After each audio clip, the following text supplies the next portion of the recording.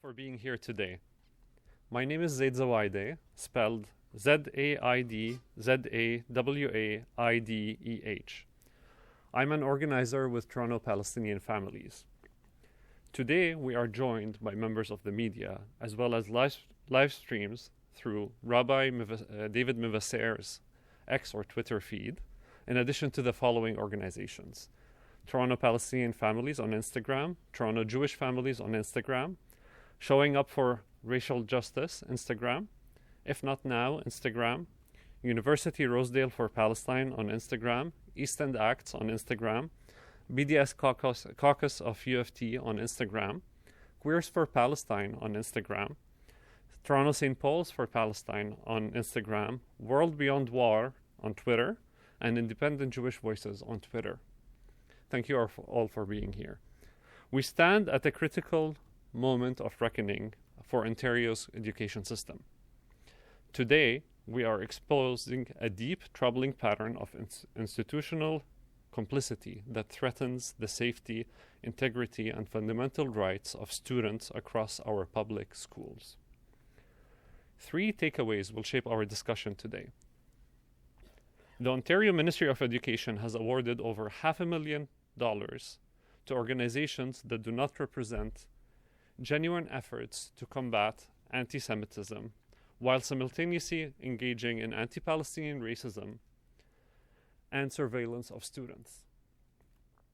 These organizations have repeatedly blurred the lines between legitimate criticism of Israeli state policies and anti-Semitism, while simultaneously engaging in anti-Palestinian racism and surveillance of students. Our public education system is being weaponized, transformed from a space of learning and mutual understanding into a platform for political propaganda and student intimidation. We have assembled a powerful panel of community leaders, students, and advocates who will share first-hand accounts of how these organizations have created hostile environments, silenced critical voices, and undermined the very principles of education.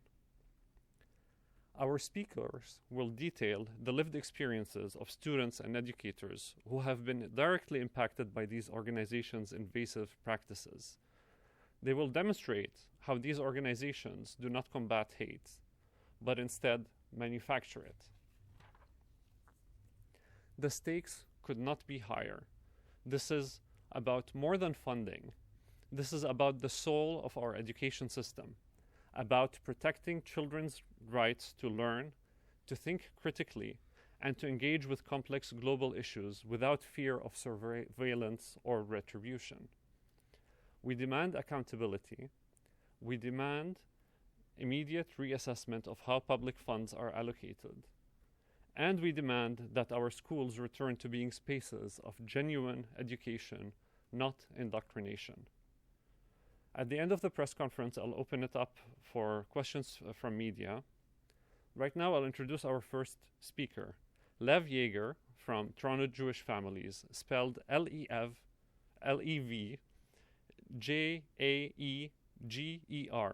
Lev will delve deeper into how these organizations have consistently degraded the meaning of what real anti-Semitism is.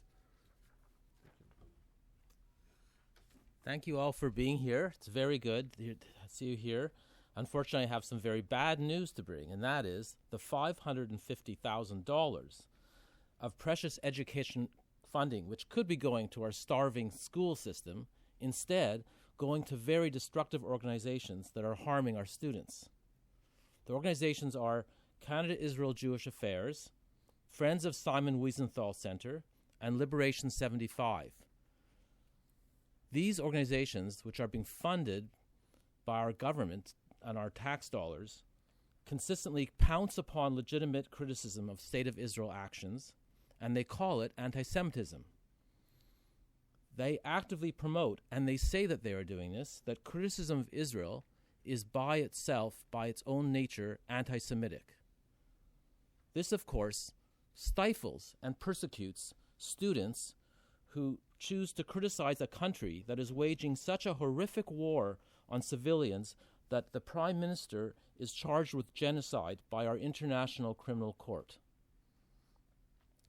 This makes it more difficult to focus on real anti-Semitism, so that issues such as the neo-Nazi white supremacist who came to visit Canada, the speaking tour of the Alternative for Deutschland MEP, Christian Andersen, who came and was not confronted or kept from coming by CIJA or these organizations.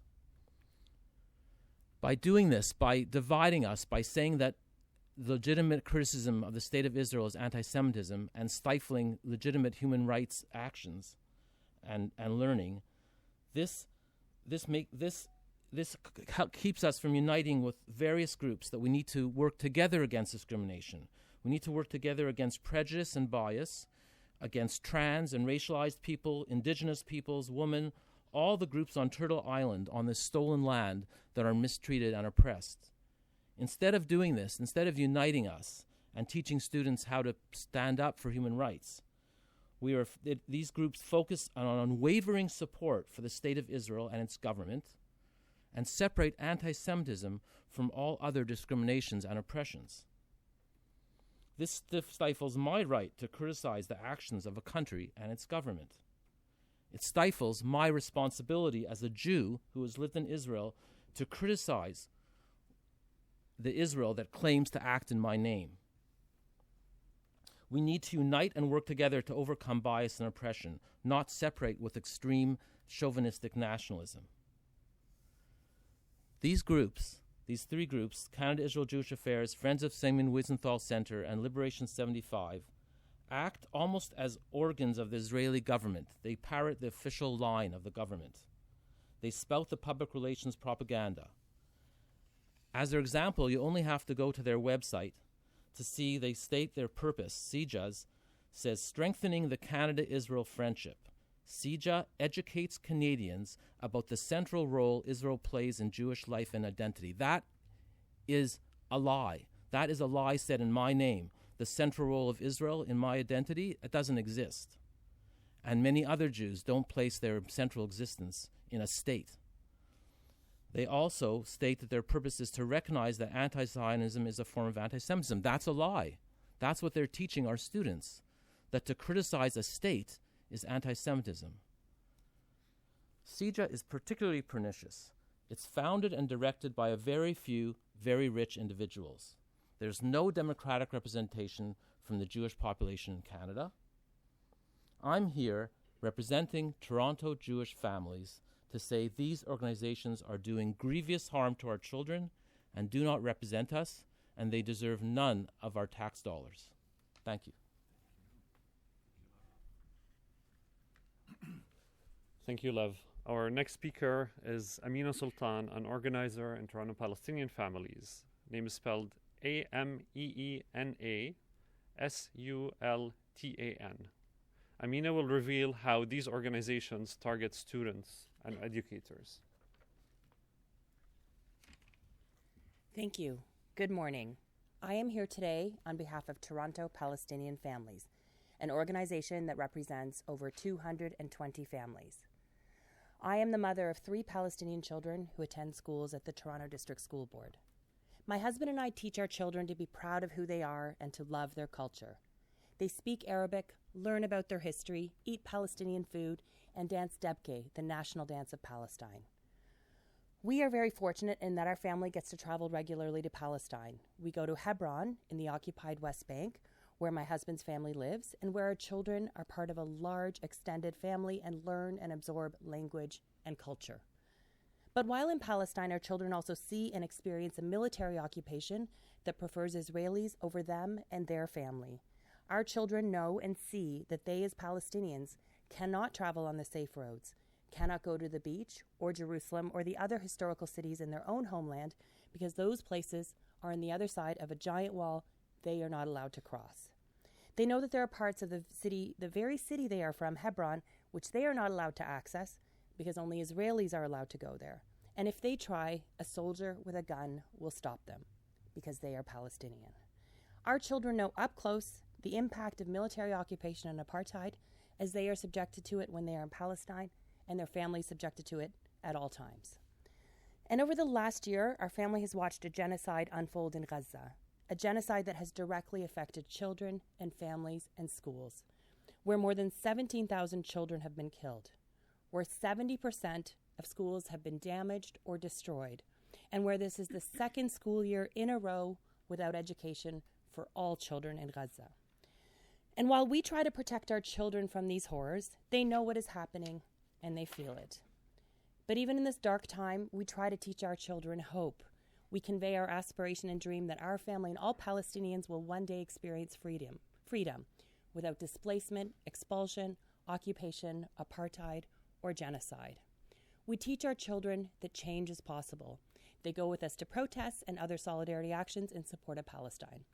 Our children, like so many other children, are processing the trauma of what is taking place in Palestine and in Lebanon and understand the role of regular people in fighting injustice, which is what brings us as Toronto Palestinian families here today.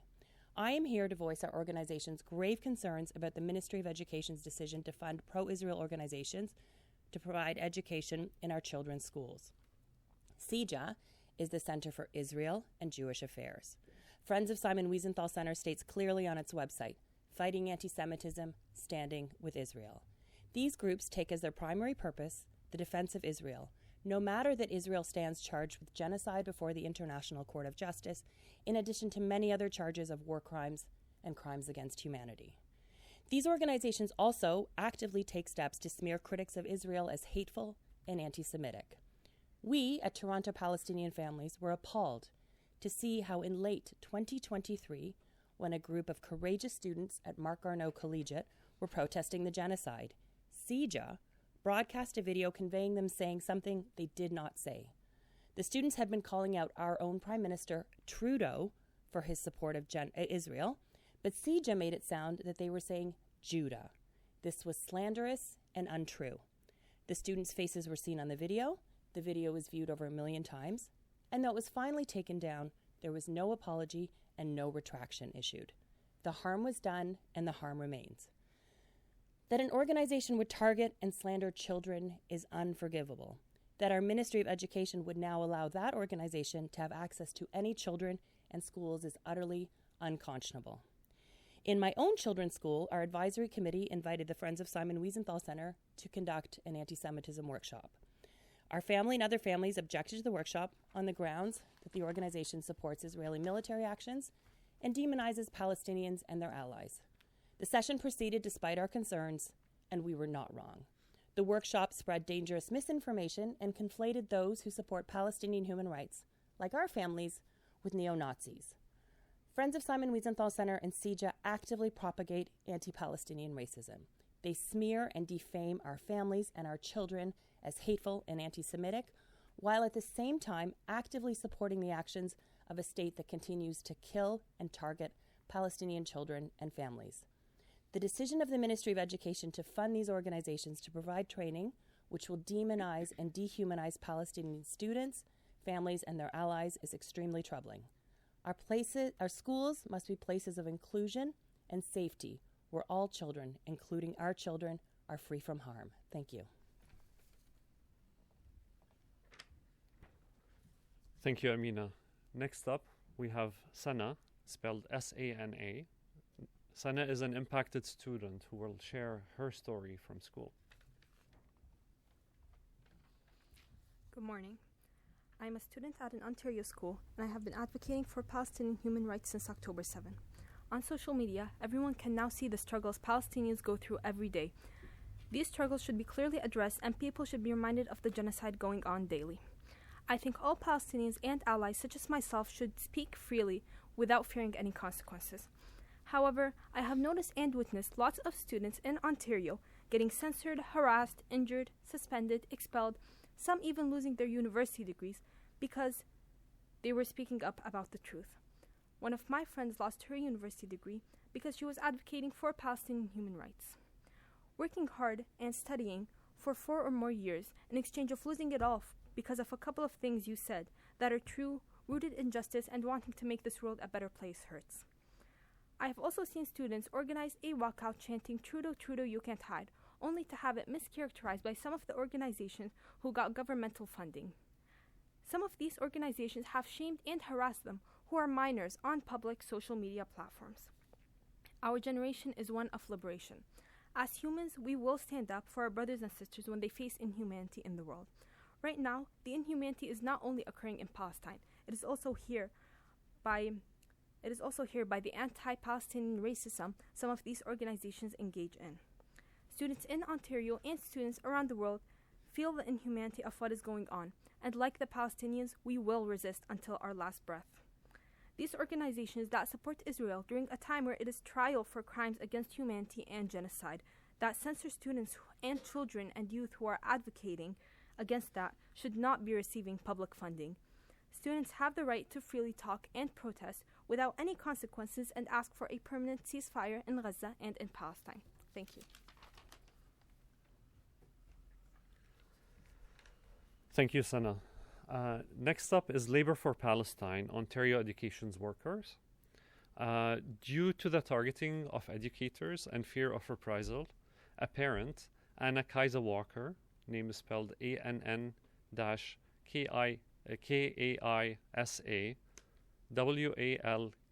WALKER, will be reading a statement on their behalf. Hi, my name is Anna Kaisa, and I'm a parent of a child in the TDSB. I'm here on behalf of the Ontario Education Worker Caucus of Labour for Palestine. Unfortunately, due to the chilling effect in schools that some of these pro-Israel organizations have contributed to, and the targeting of education workers speaking up about human rights, they did not feel safe reading this today.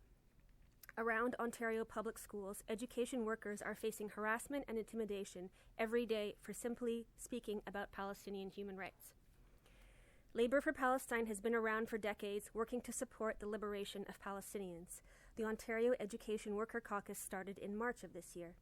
In 8 months, Labour for Palestine Ontario education workers have written open letters to the Ministry of Education, signed by hundreds of education workers, documented and categorized 58 incidents of anti-Palestinian racism in Ontario schools, delivered 2,000 stickers around Ontario to demand a stop to anti-Palestinian racism and Nakba denial, supported their teacher colleagues in demanding their pension plans stop investing in this genocide, and supported local communities and families and advocating to their school boards.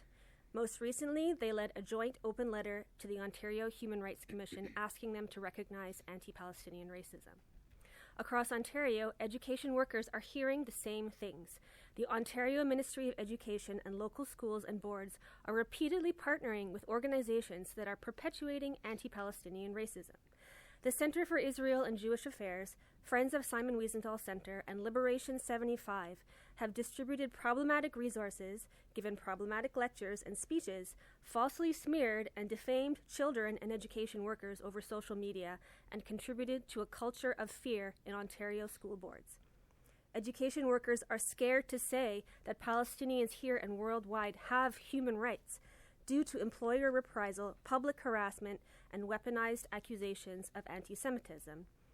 Intentionally or not, through these organizations, Doug Ford is funding anti-Palestinian racism in schools, and we have documented evidence of these organizations generalizing Palestinians to be violent and genocidal terrorists, emailing school principals asking them to support Israel, sharing Israel propaganda as a resource for teachers to use in their classrooms, confounding real anti-Semitism with critiques of Israel's human rights abuses, and isolating children, youth, parents, and education workers who care about Palestinian human rights. Yet despite this, education workers care about every single one of their students. Every day on Ontario schools, educators are teaching students about the horrors of the Holocaust through anti-genocide education and the importance of creating an inclusive environment free from any discrimination, which includes anti-Semitism and anti-Palestinian racism. They do this because they are passionate about supporting children, youth, and public education, and will continue to do this, despite the undervaluing and rash carelessness by this Doug Ford government.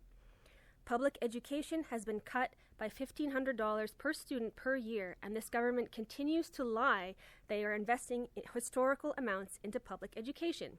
When $500,000 is divested from public education to these organizations that perpetuate anti-Palestinian racism, and billions are given away in the form of single cash payments to parents, education workers wonder if Premier Doug Ford and Minister Jill Dunlop are playing tricks with parents and lying about how much education funding is actually going to their children's schools.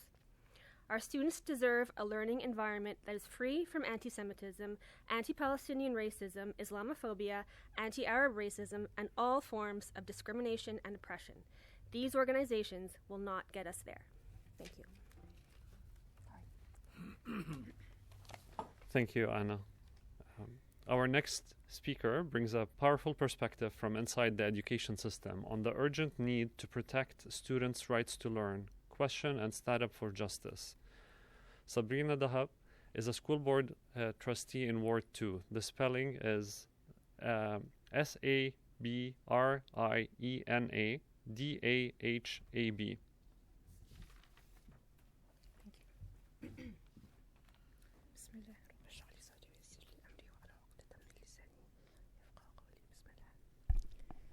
Hi everyone.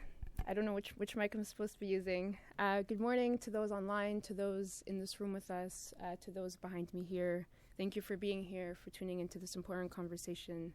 My name is Sabrina Dahab. I am a school board trustee in Hamilton, Ontario, and I'm here today as an individual trustee, and I'm not speaking on behalf of my board. I am here in solidarity with educators, with parents, and all those across this province. I am here to echo the demands and call into question ministry funding for the aforementioned groups. I am also here as a trustee to demand that this ministry stop cutting public dollars out of education. I am here to demand that this government invest in real, tangible resources for students across this province. In November of 2023, the Ministry of Education in Gaza officially announced the end to the 2023-2024 academic year because of the sheer number of martyred students. According to UNICEF, 85% of schools in Gaza require significant repair or reconstruction before being functional again. I think about this as we stand here today pleading with this government to reconsider which organizations receive provincial fund dollars and which don't, at a time when the education sector is deeply underfunded.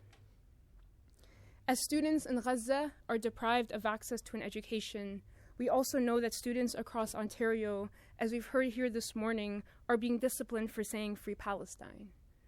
We know that young Muslim girls wearing hijabs are dealing with Islamophobia in their hallways. We know that Palestinians and their allies have faced suspensions and other repercussions for wanting to talk about the ongoing occupation and the ongoing genocide in Gaza. But we have also watched youth across this province, despite the threats of discipline and the bullying they have experienced, organize for the mere recognition that there's an ongoing genocide and in defense of a free Palestine. I think about what students and their families are challenging us to do as leaders and in education, whether it's through student-led walkouts calling for a permanent ceasefire and an end to the occupation, or whether it's initiatives in schools to raise awareness about the genocide, or whether it's about fundraising and using what we have here to share with those across the world, or whether it's this very press conference. I think about their foresight and their ability to mobilize each other to think about how we build a better and more just world. We and they are literally paving their future, and I believe fundamentally that they have a right to demand and fight for a better future without facing any repercussions. Back in November of 2023, the Hamilton Wentworth District School Board of Trustees unanimously passed a motion to provide training on anti-Palestinian racism, anti-Semitism, and Islamophobia in all of our schools. Staff in our board have worked tirelessly and diligently to ensure that this training is timely, is considerate, and is provided by groups who prioritize the human rights of all, including Palestinians. When we are here calling into question ministry spending, we are also saying that children must have a right to safety and security in their classrooms, and this funding portfolio to these organizations does the exact opposite. And let me be very, very clear that education about the Holocaust and anti-Semitism is not the issue. The issue here is about who is getting that funding to deliver this training. As a trustee, when I think about how I want students to leave our system at the end of their high school journey, I want us to be able to send students off who are empowered to ask questions, who are empowered to have hard and difficult conversations about the world we live in, who are empowered to develop a strong moral compass that drives them to fight for a better world for all students, whether that be for the students here or the students in Palestine. To the students across our system who are fighting every day to build a better world and call attention to the genocide in Gaza and in Palestine, know that we have your back and that we could not be more proud of you. My plea to trustees, to this government, to the Ontario Public School Board Association is to stand up in defense of human rights of Palestinians, students, and allies across the province. We owe it to our students, we owe it to educators, and we owe it to public education. Thank you. Thank you, Sabrina. Our final speaker today is Rabbi David Mivasser. Sorry, we are almost out of time. Yeah, his final. Questions. It's going to be two minutes. Yeah. Rabbi David Mivasser, member of Independent Jewish Voices, spelled DAVIDMIVASAIR. He will bring our collective demands into sharp focus, calling for immediate accountability and reassessment of how public funds are being allocated. Okay, thank you, Zaid, and thank you to everyone who's here today and everyone who's watching. As a rabbi, I carry the responsibility of pursuing justice and truth, values that are deeply, centrally rooted in Jewish teachings. The prophet Isaiah tells us, learn to do good, to seek justice, and correct oppression. These words compel us to act, and today we must confront a profound injustice in our education system here in Ontario. Why is the Ontario Ministry of Education funding organizations that surveil and intimidate students, spreading fear instead of fostering learning, and teach that some communities are more equal than others, and their concerns deserve more attention than others? Equality and accountability are not just political matters, they're deeply moral imperatives. When public funds support harm, it's a betrayal of the trust that we place in our institutions. So we demand an immediate reassessment of this funding. $551,000 could be redirected to programs that genuinely teach the interconnectedness of anti-Semitism, Islamophobia, and anti-Palestinian racism, an investment in equity and understanding rather than promoting more division and prioritizing one group's concerns over others. My tradition teaches that each and every person is created b'tselem Elohim, in the image of the divine. Every person is holy, every person is equal, and every student deserves an education that affirms their humanity and their dignity. Public education must be a sanctuary for truth and justice, not a platform for division, fear, and propaganda. So this is about much more than dollars in a budget. It's about what kind of a society we want to build together. Will we uphold justice and truth, equality for everyone, or will we continue to tolerate special treatment for some that imposes harm and silence on others, even on some of those who it's intended to benefit? Let us together choose justice and equality. Thank you. Yeah. So, we've got a minute and a half. Yeah. Okay, so are there Jewish organizations you would like to see be doing this programming? Do you have specific recommendations on who you'd like to see replace these organizations?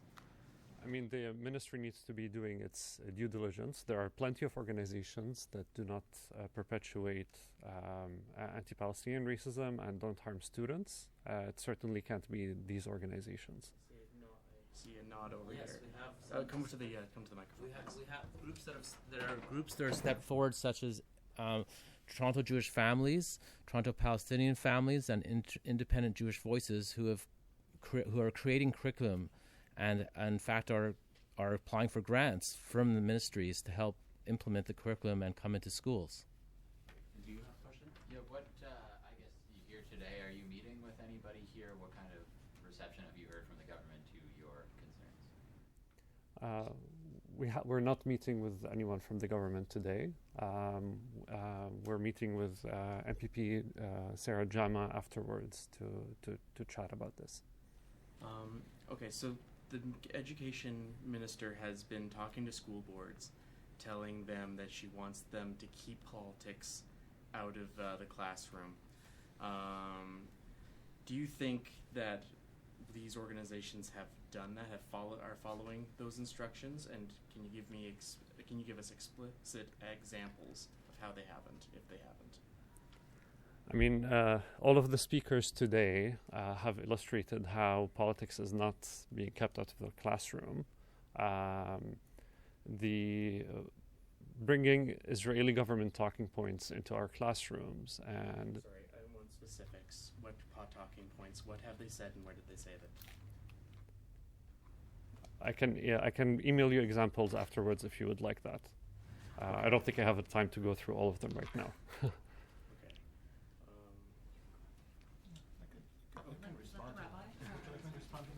Sure. Yeah. Somebody else managed the time.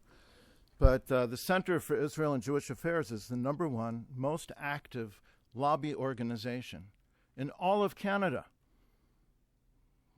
An independent journalist named Eve Engler analyzed records of journalists. So Center for Israel and Jewish Affairs lobbies more than the oil and gas lobby, the mining lobby, the construction lobby, the banking lobby, right? They are politics. That's what they do.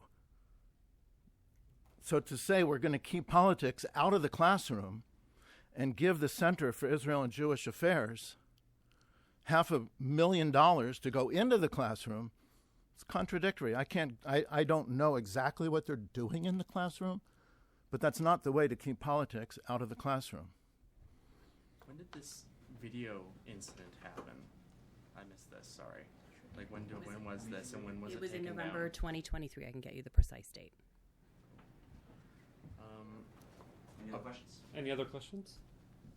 Obviously, this government is not likely to be receptive to what you're saying.